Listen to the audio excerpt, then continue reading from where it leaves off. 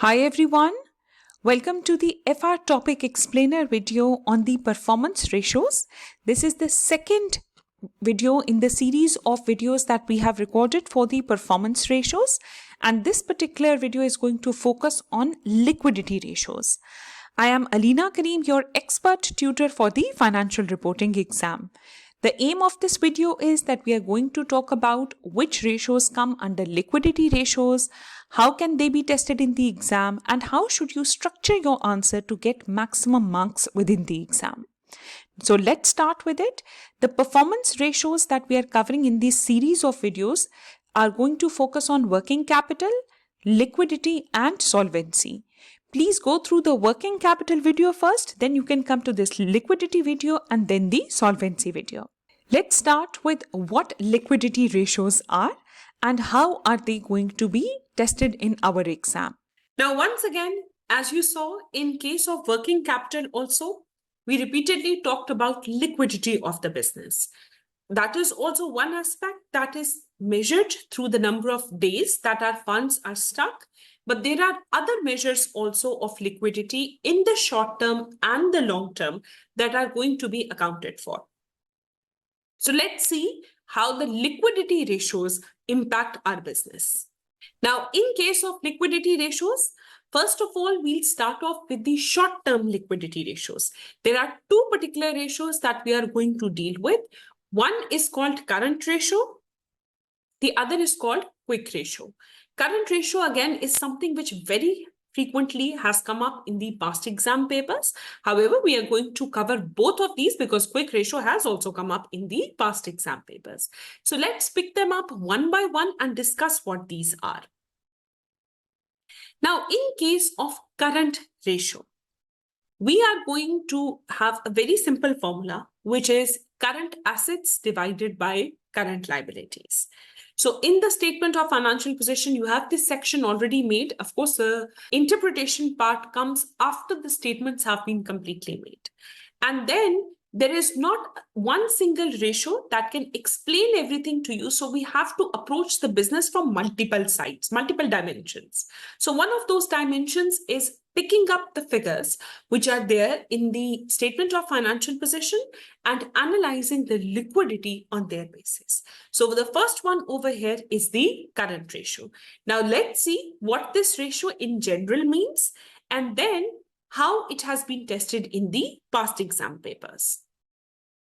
Now, first of all, the current ratio indicates the company's ability to pay short-term liabilities or what we call current liabilities with its short-term assets, what we call current assets.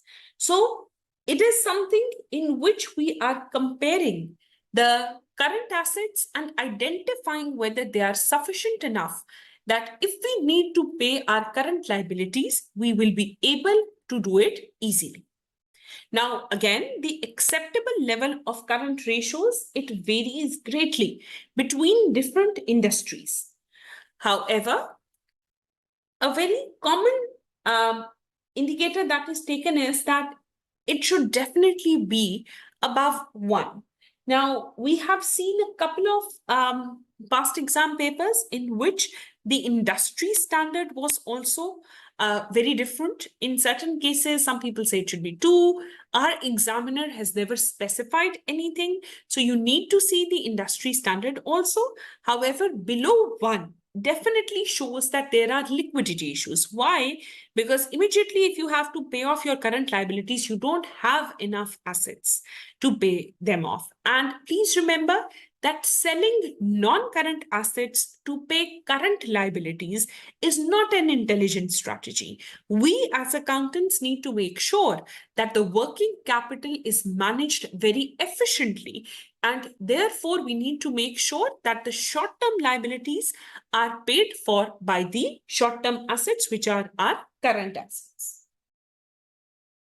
Now, another aspect of this is that a very high current ratio, it may indicate excessive liquidity, suggesting that the company holds too much idle cash, which earns no return and is inefficient.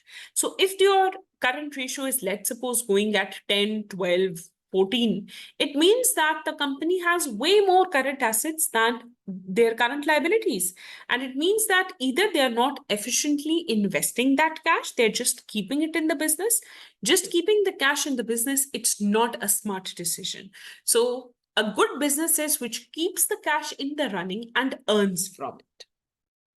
Okay.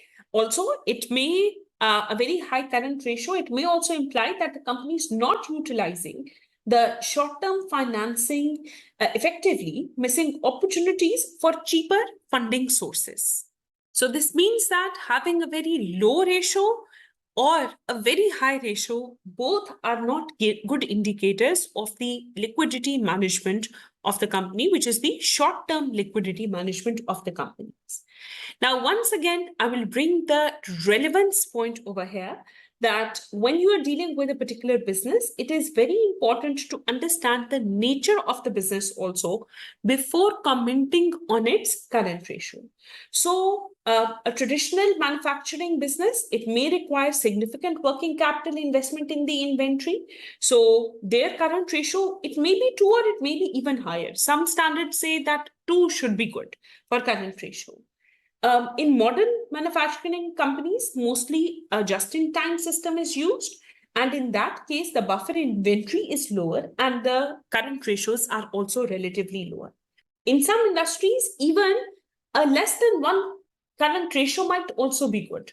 Why? Because these may be retail sectors which are often dominated by giants, and such retailers, they normally negotiate very long credit periods with the suppliers, while offering little credit to the customers. And this leads to higher trade payables and as compared to the trade receivables. Now, in this case also, a certain level of inventory needs to be maintained for the supply chain management. However, beyond a certain point, you cannot negotiate with the receivable, because then you may ultimately lose a customer.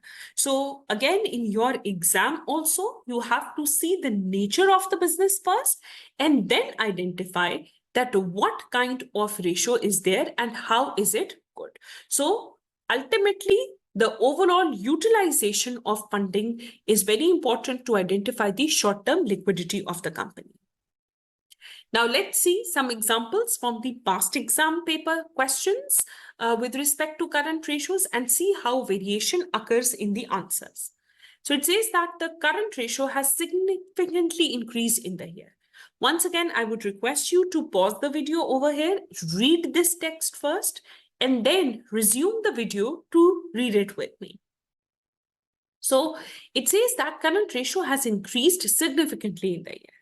Now, just by doing this or writing this, we can't say whether it's a good sign or it's a bad sign. It says that this is predominantly due to the increase in cash balance at 31st December. So, current ratio has all the current assets. There is an increase in cash. While the increase in cash balance appears to be positive, there are some concerns to do with this. Now, they are saying that over here, the cash is very high, but that is also a cause of concern. Now, let's see what those concerns are. Ray Company received a 20 million grant in the year, which has inflated the cash balance. Now, you tell me, is a company going to receive a government grant every year? No. So the question stated in the points that the company received a government grant during the year. It was on you to link now that grant point with the cash balance. The cash balance is linked with receivables and payables also, so the working capital cycle as well. On the other hand, it is linked over here with the current ratio as well. So you had to mention this. If a student missed out the point of linking between the cash and the grant point, then that student would lose out marks over here. So if the grant is to be partially or fully repaid, this would reduce the cash balance and possibly take Ray Company into being overdrawn if the whole amount is repayable. So in this question, the cash balance was lesser than the grant balance. So which is why this has been raised that if the whole amount of grant is to be repaid, then how is the company going to finance it? There has also been a cash inflow from the issue of shares, but this was used to purchase property. So there is another aspect for cash receipt also, that was through the increase in equity. For this purpose, you had to analyze the equity balances of the company over the 2 years that you were discussing. So this was a question in which there were single companies and the comparison was being made. So over here, there was a legal action in this particular question and there was a government grant. So all the points needed to be linked back to it. Services company was the name of the question. So there's also been a cash inflow from the issue of shares, but this was used to purchase property, so will not be in the cash balance at the year end. The 4 million settlement will also have increased the cash balance in the year. So overall, if you're talking about a legal action also, if any amount has been received in it, or for that matter, any amount has been paid in any such case, that also needs to be identified. Please remember, whenever you see an interpretation question, if there is anything which is happening on a one-off basis, grant, selling of a division, purchasing of a company, a legal case, any such thing, that is something which is one-off and you need to identify it within your analysis also. Now, a few more examples of the current ratios. In another question, it said that the current ratio has decreased from 1.8 to 1.4. Some of this will be due to the fact that smooth companies based in the service industry. So naturally speaking, they don't have much inventory. If the inventory is lower, the current ratio is going to be lower because it's almost going to be like quick ratio. The large fall in inventory holding period would also support this. So this company had moved towards a more service side of the business. So automatically there was a decrease in the inventory holding period as well as the current ratio. So you see all the ratios that we discussed in the working capital cycle, they are also linked over here. Then it says that given that Aspect company's receivable collection period is comparable to the industry average, the difference in the current ratio. So now this was another question. Aspect company, the receivable collection period is comparable to the industry average. The difference in the current ratio, 1.1:1 in comparison to 1.6:1, can only be explained by either lower current assets other than receivables or higher current liabilities. Now over here, yes, 1.1 is something, if it has decreased as compared to the industry average, so it means either lower assets or higher liabilities. Which brings me back to the point that I discussed earlier, that a very good analysis or a very good way to do analysis is that whatever ratio you are analyzing, just analyze its numerator as well as its denominator.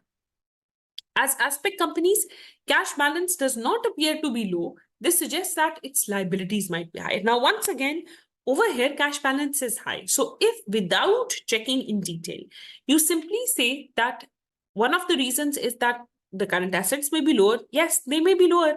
But in the question, the assets are good. However, the liabilities are higher than average. Then this is something you need to identify. Perhaps Aspect company's favorable relationship with its suppliers also extends to longer than average credit terms. So once again, there is a good aspect to it. Also, the increase in liabilities, that they have a good relationship with the suppliers, so allow them an increased credit period. So this is all with the current ratio. Now we move to a very similar ratio, which is called the quick ratio. Now, once again, quick ratio is something which has two names: quick ratio and acid test ratio. Quick ratio, as the name shows, focuses on how quickly, once again, the liabilities can be met, the current liabilities from the current assets. However, the difference from the current ratio is that we remove the aspect of inventory, because inventory first needs to be converted into a sale. If it is a credit sale, then that credit period is going to be there and then we will receive the cash from it.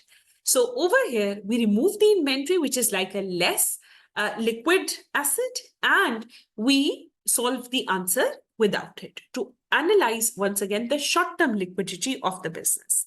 So the formula over here is current asset less inventories divided by current liabilities. Now let's see what this once again ratio means in general and how it can be tested in the exam also. So over here, it indicates the company's ability to pay short-term liabilities with its short-term assets. So current liabilities with its current assets, but other than the inventories. Normally, a ratio above 1 generally suggests that it is a good liquidity ratio, or it is good for the short-term liquidity overall. Then a drop in the current ratio, but not the quick ratio. Now, once again, linkage between the ratios that is coming in. So a drop in the current ratio, but not the quick ratio suggests inventory obsolescence linked to inventory holding, while decline in both ratios.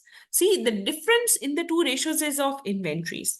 So if one is high and the other is low, then it means that there is an inventory issue. However, if both are decreasing, then it means that most probably it is due to the credit control issues linked to receivables or the cash balances. Please make sure that you link a company's current ratio as well as the quick ratio to the operating cash flow of the business.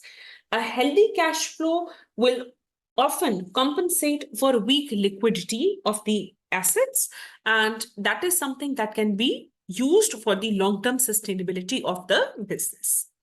Now, once again, at times these ratios are manipulated because current assets and current liabilities and inventories, all three of these figures are the figures which need to be picked from the statement of financial position at the reporting date. So any company which may try to manipulate this figure, they may decrease their current liabilities right before the year end to have a lower figure and then increase them again afterwards. But this is something then that you have to tell the examiner is in the shortcomings of the data that has been provided, because only a limited data can be provided to you within the exam scenario.